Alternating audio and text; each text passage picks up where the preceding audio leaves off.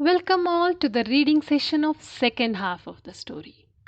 I presume you have heard the first half of the story yesterday and are eager to know if Mrigesh and Keerthi will go separate ways. I would want you to hear the other side of the message before jumping to conclusions. So let's begin. Letting go, the flip side of a text message.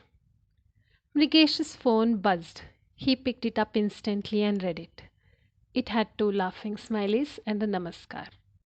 Mrigesh began typing. Yes, please. I insist. Keep it between ourselves. Okay, Jiju, came the reply. Mrigesh started typing a lengthy message. It is only a week away and we have so many tasks to finish. Keerthi will be back within 2 days. So all the arrangements must be done within these 2 days. Once she comes, we cannot do it. It will be difficult. And she will suspect us. The surprise should catch her unaware. Okay, Jiju, done. Don't worry. It will be the best surprise party ever. Have already contacted her school friends and ensured that they attend the party. It was difficult, but I fished out their contact details from the social media. Mrigesh then keyed in his reply. Good girl. Kudos. Now keep up the act. Keerthi should not get to know of anything. Just then Keerthi messaged Mrigesh. Hey, what are you doing? I had such a hectic day here. How about you? Mrigesh realized it was Keerthi, but could not reply anything. He had suddenly remembered that they had not informed the choice of flower to the party decorators. Keerthi loved flowers, and they had chosen the all flower arrangement for the party. It occurred to him suddenly that Keerthi loved orchids more than any flower. So he started messaging Preeti the same thing. Hey, listen, talk to the decorator of the party and make sure they use more orchids in the party theme. I almost forgot that these decorators go for the seasonal flowers that is cheap. Yes, Jiju, thanks for reminding me, came the reply. Oh, you seem to be chatting with someone else. Carry on, came a message from Keerthi. Mrigesh was relieved that Keerthi was in no mood to talk to him. He had to discuss the song and dance which he wanted to perform for Keerthi on her birthday. It was a week away, so he thought it prudent to wish her good night. Yes, good night, he messaged her, and she went offline. After an hour-long discussion with Preeti about the dance performance, Mrikesh had come to a conclusion that he should practice singing while Preeti should dance. Because once Keerthi returned, it would be difficult for Mrigesh to attend the dance rehearsals.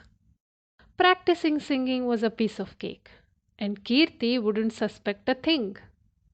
At dawn, Mrigesh couldn't message anything to Keerthi because he had many things running in his mind. Since she hadn't messaged anything, he assumed that she was busy and got along with the rehearsals and the arrangements. The next day, Mrigesh wished a good morning to Keerthi because there was nothing all day from her.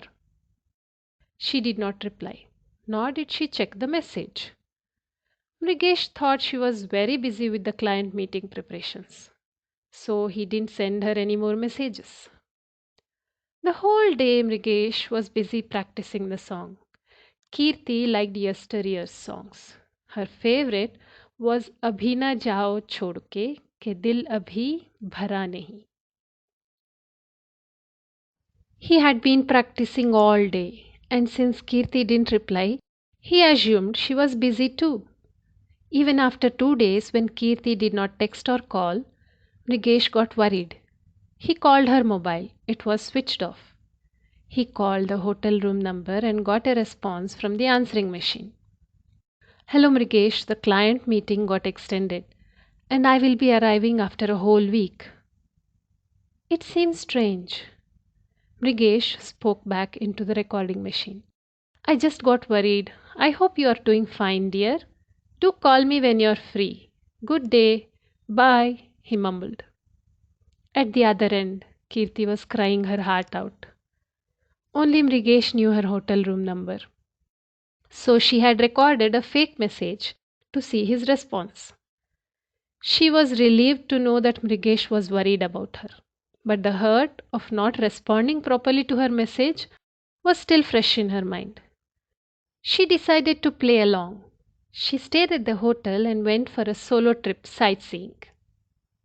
Although this should have cheered her, it made her more depressed because every time she saw something beautiful, she wanted to click the picture and send it to Mrigesh. After an agonizing week, she went back home disappointed because Mrigesh never messaged her anything else other than good morning, good day, good night. It was late in the evening when she arrived at the house. She messaged him that she would come home around 7. Strange, she could not find anybody there. It being her birthday, she had expected Mrigesh to come to the airport. But he messaged saying he will meet her at the house and sent her a cab. With a heavy heart, she searched for the keys to the house when the door opened and a burst of light blinded her eyes. Someone threw balloons at her, sprayed the snow spray. Everybody was shouting, "Happy birthday, Keerthi!" Keerthi could not believe her eyes. She felt she would faint with happiness. She found her old schoolmates standing with bouquets and wishing her loudly. Mrigesh came and hugged her. Keerthi punched him in the chest and said, "So you were busy chatting with someone for arranging all this?" "Yes, of course," he said. Keerthi pulled him close and said, "Next time, don't ever do this," and hugged him in a tight embrace, never to let go again. Well, that is how it ends. How was the story? How often have you fought with your near and dear ones because of a similar misunderstanding? Do you still think your views about the protagonist are right? Use the comment section. See you next week with a new short story.